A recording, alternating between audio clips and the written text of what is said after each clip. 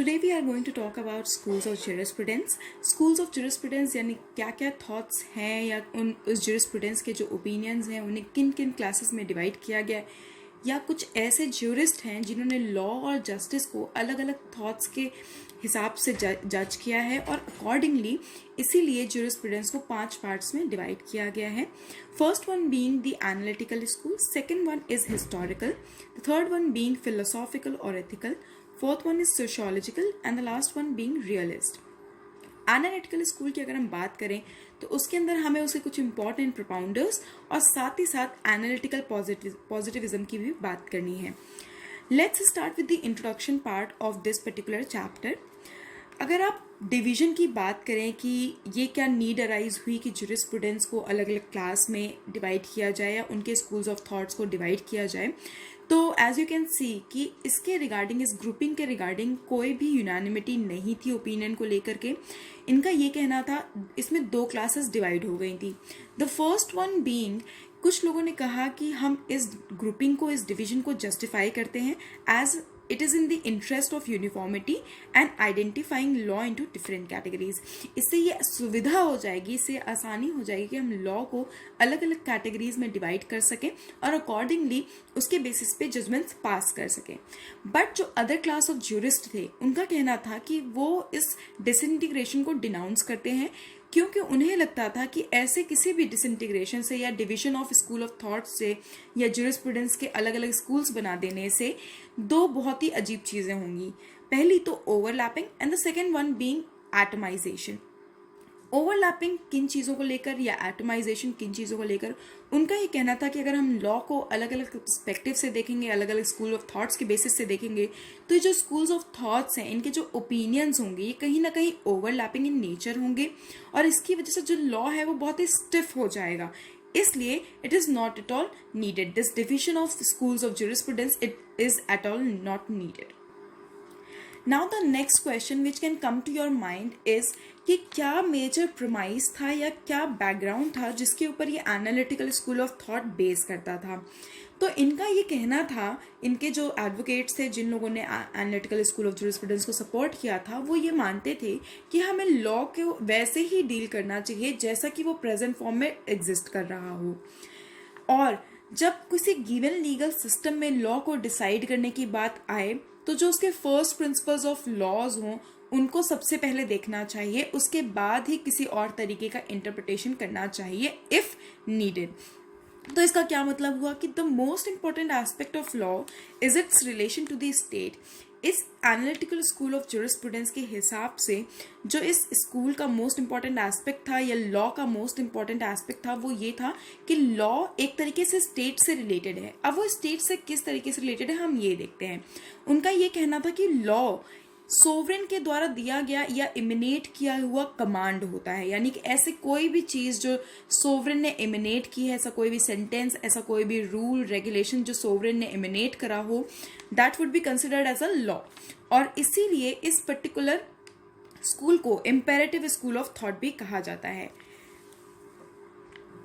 इस स्कूल के जितने भी एडवोकेट्स थे वो इस बात से बिल्कुल भी कंसर्न्ड नहीं थे कि इस पर्टिकुलर लॉ का, गिवन लॉ का जिसके बारे में बात हो रही है,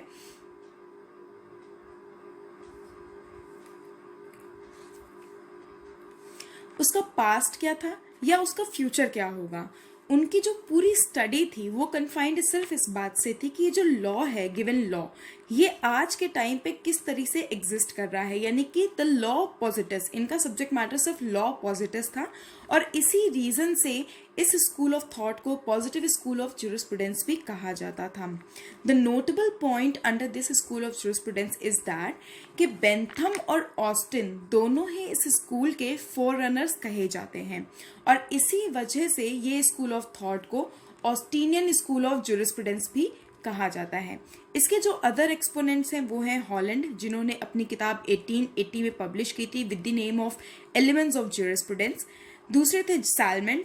सैलमंड न्यूजीलैंड के कोर्ट में, सुप्रीम कोर्ट में जज हुआ करते थे और इन्होंने भी अपनी एक किताब पब्लिश की थी with the name juris in the year 1902.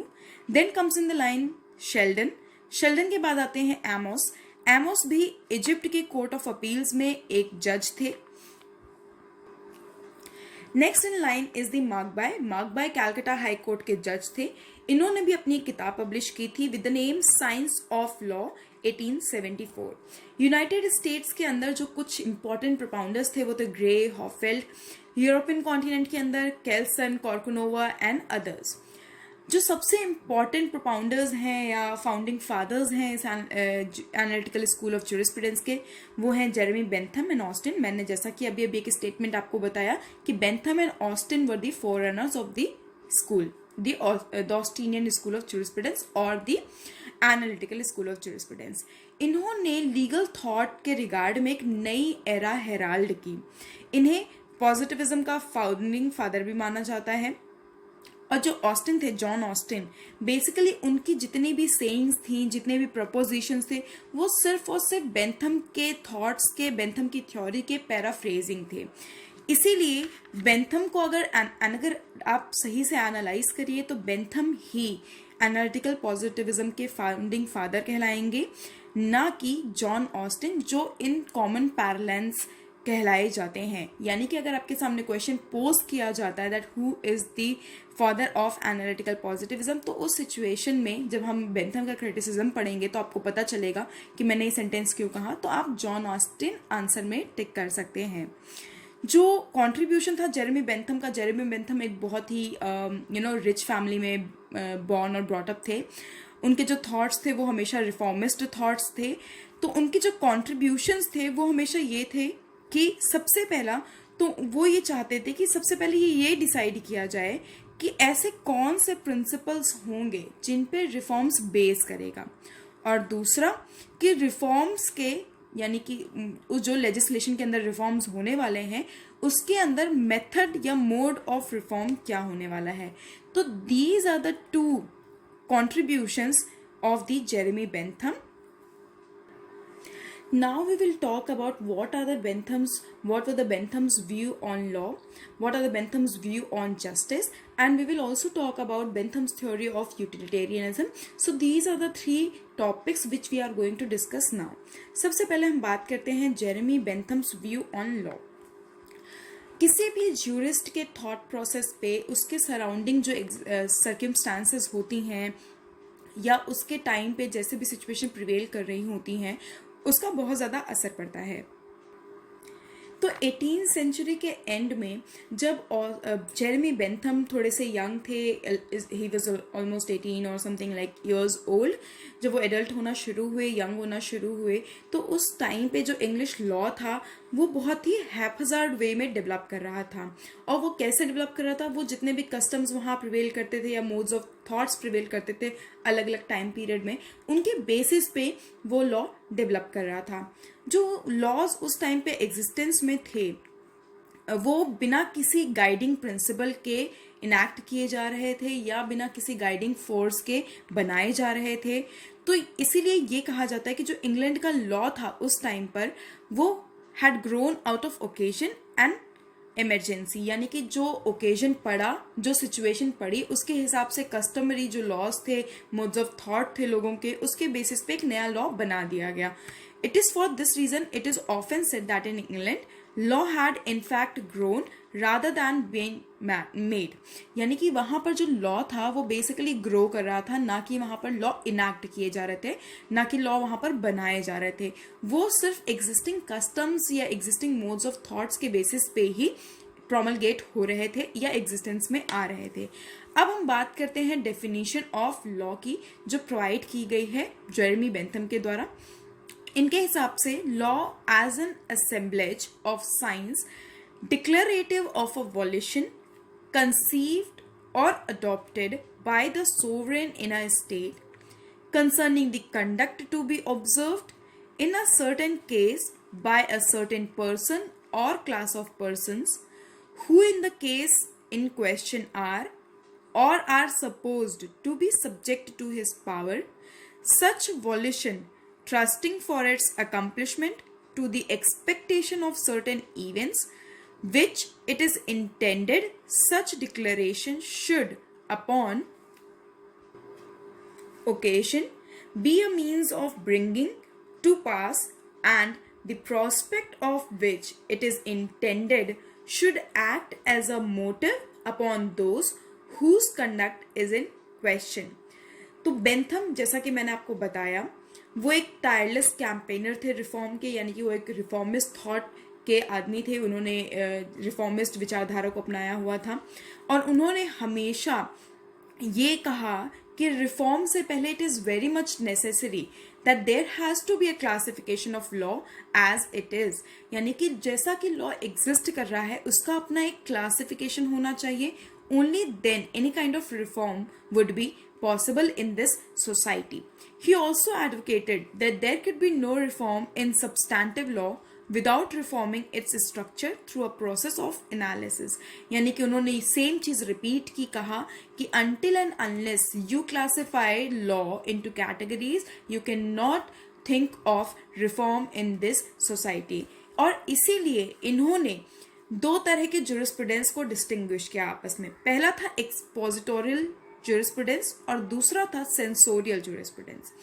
What do you mean by expositorial jurisprudence? इसका मतलब what the law is. And what do you mean by sensorial jurisprudence? इसका मतलब what the law ought to be. और इसीलिए इन्होंने ज़्यादा emphasis किस बात पे डाला कि जो लेजिस्लेशन का आर्ट है, और इसी की वजह से, इसी बेसिस से, इसी एक क्रिटिसिज्म की वजह से कि इन्होंने लेजिस्लेटिव प्रोसेस में ज़्यादा इंटरेस्ट दिखाया था, और इसी वजह से इन्हें फाउंडिंग फादर या फादर ऑफ पॉजिटिविज्म या एनालिटिकल स्कूल ऑफ जुरिस्प्रूडेंस नहीं कहा जाता है, because he always laid greater emphasis on the art of legislation. क्योंकि इन्होंने कहा था until and unless you classify laws you cannot go for reform. He also believed that every law may be considered in the light of 8 different aspects. इन्होंने कहा कि अगर आप किसी लॉ को कंसिडर करते हो तो उसके 8 एस्पेक्ट्स देखे जाएंगे. अब वो 8 एस्पेक्ट्स क्या होंगे? सबसे पहले आप ये देखेंगे कि what is the source of law, यानी कि ये जो लॉ है इसका सोर्स क्या है, ये कहाँ से आ रहा है. क्या ये सोवरेन की विल से अरेंज हुआ है, यानी कि क्या जो फॉरेन सोवरेन अथॉरिटी थी, फॉर्मर सोवरेन अथॉरिटी थी, जो उसने लॉज बनाए थे, क्या वो लॉज यहाँ पर एप्लीकेबल हो रहे हैं, या वो लॉज छोड़ करके उन्होंने कुछ नए लॉज अडॉप्ट किए हैं जो आगे आने वाले जो फ्यूचर आपके सोवरेन अथॉरिटीज होंगी वो फॉलो करेंगी. दूसरी चीज जो कंसिडर करनी थी कि व्हाट इज द सब्जेक्ट, यानी कि ये लॉ किन किन लोगों पे एप्लीकेबल होगा, और सब्जेक्ट पर्सन भी हो सकता था और थिंग भी हो सकता था, यानी कि ये सब्जेक्ट एक्टिव या पैसिव दोनों ही हो सकते हैं. Then comes what is the objective, यानी किस ऑब्जेक्टिव को अचीव करने के लिए आप ये लॉ एग्जिस्टेंस में ले आ रहे हो, किसी एक्ट को करने के लिए, किसी सिचुएशन को कंट्रोल करने के लिए. व्हाट इज द एक्सटेंट, यानी what is the territorial jurisdiction, या किस एक्सटेंट तक, टेरिटोरियल एक्सटेंट तक ये लॉ एप्लीकेबल होगा. एस्पेक्ट की अगर बात करें तो एस्पेक्ट का मतलब है ये एक डायरेक्टिव की तरह काम करेगा या एक सैंक्शन या मैंडेट की तरह काम करेगा. व्हाट इज द फोर्स, यानी कि इसका जो एनफोर्समेंट होगा वो किस तरीके से होगा, और in case if needed what are the available remedies also. Expression also, यानी कि ये जो लॉ प्रोवाइड किया गया है क्या इसका एक्सप्रेशन कंप्लीट है या फिर इनकम्प्लीट है. अगर इसका एक्सप्रेशन कंप्लीट है तो इसका लिटरल इंटरप्रिटेशन किया जाएगा, यानी कि जैसा का लॉ लिखा हुआ है वैसा ही लॉ इंटरप्रेट करेंगे. पर अगर इसका एक्सप्रेशन, इसको एक्सप्रेस इनकम्प्लीट वे में एक्सप्रेस किया गया है, उसके वर्ड्स से, सेंटेंसेस से ये समझ में आ रहा है कि वो इनकम्प्लीट है, तो उस सिचुएशन में उसका जो इंटरप्रिटेशन होगा वो लिबरल नेचर का होगा, यानी कि जितने वर्ड्स वहाँ लिखे हैं उससे बढ़कर भी उसका इंटरप्रिटेशन निकाला जा सकता है, उसकी मीनिंग डिराइव की जा सकती है. दिस इज ऑल अबाउट, ये सारे एस्पेक्ट या सारे फेसेट्स ध्यान में रखने हैं अकॉर्डिंग टू बेंथम. अगर आप किसी लॉ को क्लासिफाई या डिसाइड कर रहे हो क्या ये वाकई यूजफुल है या नहीं है.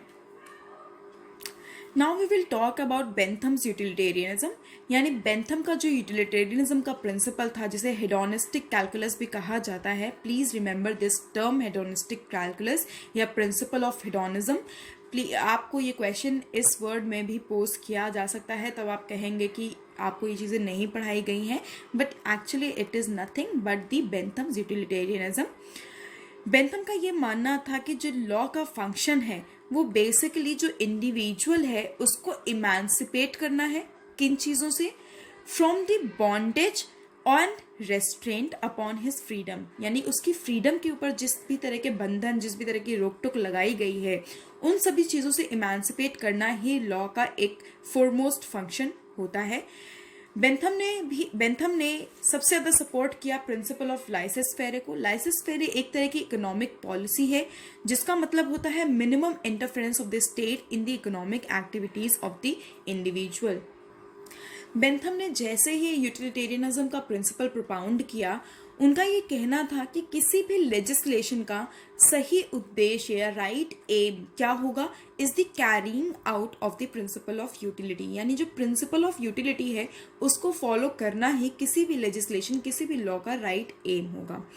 और इसीलिए इन्होंने ये कहा कि किसी भी लॉ का proper and is the promotion of the greatest happiness of the greatest number.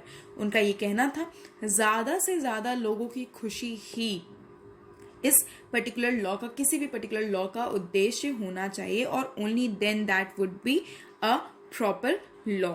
Bentham ने यूटिलिटी को डिफाइन किया है एज द प्रॉपर्टी और tendency of a thing to prevent some evil और प्रोक्योर सम गुड, यानी कि Bentham basically दो concepts believe करते थे। पहला था concept of good and second is the concept of evil. उनका कहना था गुड का जो कॉन्सिक्वेंस होगा वो है प्लेजर, और इविल का जो कॉन्सिक्वेंस होगा वो है पेन। जैसा कि आप देख सकते हैं कि उन्होंने गुड और इविल इन दोनों कॉन्सेप्ट से बहुत ज़्यादा बिलीव रखा हुआ था, और उनका ये कहना था कि इन दोनों एक्शन से ये कॉन्सिक्वेंसेस डिराइव होते हैं, यानी कि प्लेजर और पेन। उनका ये कहना था कि गुड और evil of an action should be measured by the quality of pain and pleasure resulting from it. उनका ये कहना था कि किसी भी एक्शन का गुड, वो एक्शन गुड है या इविल है, आप इसको उस तरीके से मेजर कर सकते हो कि उस एक्शन को लेने से किस क्वालिटी का, किस क्वांटिटी का पेन या किस क्वांटिटी का प्लेजर रिजल्ट हो रहा है। यानी कि उनके हिसाब से जो गवर्नमेंट का टास्क था वो था हैप्पीनेस को, सोसाइटी की हैप्पीनेस को प्रमोट करना by furthering enjoyment of pleasure and affording security against pain, यानी कि किसी भी तरह का पेन सोसाइटी के लोगों को ना होने पाए, इसको इंश्योर करना ही गवर्नमेंट का टास्क था। Bentham also desired to ensure happiness of the community by attaining 4 major goals. आपको बेंथम का जब भी इलस्ट्रेशन लिखना हो, डिस्कशन करना हो, प्लीज़ रिमेंबर जो उन्होंने लॉ के 8 एस्पेक्ट्स या 8 फैसेट्स बताए थे, जो भी हमने कुछ देर पहले डिस्कस किए। और अगेन ये जो हैप्पीनेस से रिलेटेड ये जो 4 गोल्स है, ये भी बहुत ज़्यादा इंपॉर्टेंट है। Please try to mark them, highlight them, and please do not forget to write these keywords over your answer sheets. What are the 4 major goals? First one being subsistence, second one is abundance, third is equality, and the last is security of the citizens or for the citizens. As per Bentham, what is the most important among all the 4 goals? The security for the citizens is the most important among all the other, because वो relate करती है किसी भी person के honour, property और status के protection से। And hence accordingly the main objective of legal regulation should be security and equality.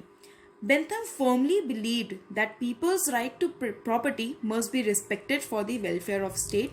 इनका ये कहना था, ये right to property के adamant believer थे। इनका ये कहना था कि किसी भी स्टेट के वेलफेयर के लिए people's right to property ensure होना चाहिए। इन्होंने नेचुरल राइट्स को रिजेक्ट किया, और साथ ही साथ इन्होंने ये भी कहा कि पार्लियामेंट्री सोवरेनिटी पे किसी भी तरह की लिमिटेशंस नहीं होनी चाहिए। Pleasure and pain were the ultimate standards on which a law was to be judged as per the Bentham. And what else is the characteristic feature of this doctrine of hedonism of Bentham? That उन्होंने morality को किसी भी तरह का consideration नहीं दिया था। उनके हिसाब से morality का कोई भी मायने नहीं थे। उनके हिसाब से सिर्फ pleasure और pain ही ultimate स्टैंडर्ड्स थे जिसके बेसिस पे लॉ को जज किया जा सकता था। And hence Bentham pleaded for the codification of law and he was opposed to judgement law, यानी कि वो किसी भी तरह के जज प्रोमलगेटेड लॉ के अगेंस्ट थे। उनका ये कहना था कि लॉज को प्रॉपरली कोडिफाई किया जाना चाहिए, and on what standards, on what facets, वो मैंने आपको अभी अभी बताए। What is a notable point here, कि जो बेंथम का कॉन्ट्रीब्यूशन था लीगल थ्योरी या लेजिस्लेशन के रिगार्ड में, वो इतना ज़्यादा इम्पॉर्टेंट था कि उनके उस टाइम पीरियड को बेंथमाइट एरा कहा जाता है। Next comes what is the Bentham's view on justice, यानी कि मैंने आपको पहले ही कहा था हम इस चैप्टर के अंदर डिस्कस करेंगे कि बेंथम के लॉ के रिगार्डिंग क्या ओपिनियन है, जस्टिस के रिगार्डिंग क्या ओपिनियन है, उनकी यूटिलिटेरियनिज्म की थ्योरी क्या है। तो हमने लॉ के ऊपर उनका क्या व्यू पॉइंट है वो देख लिया। हमने ये भी देख लिया कि यूटिलिटेरियनिज्म की थ्योरी क्या है, हमने इसके कंक्लूजन पोर्शन को भी डिस्कस कर लिया। Now it's time to discuss what is the Bentham's view on justice. उनके हिसाब से जस्टिस एक तरीके का सोशल ऑर्डर या क्वालिटी ऑफ सोशल ऑर्डर थी जो रेगुलेट करती थी क्या, आदमियों यानी ह्यूमन बीइंग के आपस के रिलेशंस को, यानी कि it is a quality of social order regulating mutual relations of man, and hence a social order is just if it is satisfactory to all man. उनके हिसाब से जस्टिस वही है जो सारे आदमियों को, सारे कंसर्न्ड लोगों को सेटिस्फाई करे, otherwise it is not a proper law or it is not at all a justice. Therefore longing for justice in fact longing for happiness in the society। उनके हिसाब से अगर सोसाइटी में जस्टिस हो रहा है तभी सोसाइटी में हैप्पीनेस आ सकती है। एज यू कैन सी मैंने यहाँ पर एक इक्वेशन फॉर्म की है कि longing for justice is equals to longing for happiness in the society. Please remember this equation. This is very crucial and if you skip writing this equation, आप एक बहुत ही मेजर कीवर्ड skip कर दोगे Bentham के illustration से। So please highlight this particular equation. उनके हिसाब से justice is nothing but social happiness guaranteed by a social order and protecting certain interests socially recognized by the majority as worthy of being protected. As I've already told you, कुछ interest को protect करने हुए जो social order create हो रहा है या जो सोशल हैप्पीनेस अगर गारंटी हो रही है उस सोशल ऑर्डर से, वही जस्टिस कहलाता है। और यही जस्टिस की डेफिनेशन या व्यू पॉइंट था बेंथम का ऑन दी जस्टिस। पर अब ये जो बेंथम का कॉन्नोटेशन था जस्टिस का, ये परसेप्शन था जस्टिस का, ये बेसिकली बेस करता था अलग अलग सिस्टम ऑफ वैल्यूज पे। और आप ये अच्छे से समझते हैं कि अपनी अलग अलग सोसाइटीज़ के, हर सोसाइटी के अपने सेट ऑफ वैल्यूज़ होते हैं, डिफरेंट सेट ऑफ वैल्यूज़ होते हैं। तो इंडिविजुअल्स जो उस सोसाइटी में एग्जिस्ट कर रहे हैं, रह रहे हैं, they will have to comply with the set of values or norms existing in that society and they will also have to rationalize their conduct or behavior accordingly। अब इससे क्या होगा, अब ये बता रहे हैं किस जगह पे जस्टिस की नीड अराइज होती है और किस जगह पे जस्टिस की नीड नहीं अराइज होती है। तो इनके हिसाब से अगर किसी जगह पे कॉन्फ्लिक्ट ऑफ इंटरेस्ट अराइज नहीं होता है, यानी कि वो जितने भी मेंबर्स हैं इस सोसाइटी के वो सारे कंप्लाई करते हैं इस सेट ऑफ वैल्यूज से, सेट ऑफ नॉर्म्स से, तो वहाँ पर कोई भी कॉन्फ्लिक्ट ऑफ इंटरेस्ट अराइज होगा ही नहीं और वहाँ पर अकॉर्डिंगली किसी भी तरीके से जस्टिस की नीड भी अराइज नहीं होगी। बट व्हाट हैपन्स अगर वो इन सेट ऑफ वैल्यू और सेट ऑफ नॉर्म्स को कंप्लाई ना करें, उस सिचुएशन में वहाँ पर कॉन्फ्लिक्ट ऑफ इंटरेस्ट अराइज होगा और उसके हिसाब से वहाँ पर जस्टिस की नीड होगी ज़्यादा से ज़्यादा।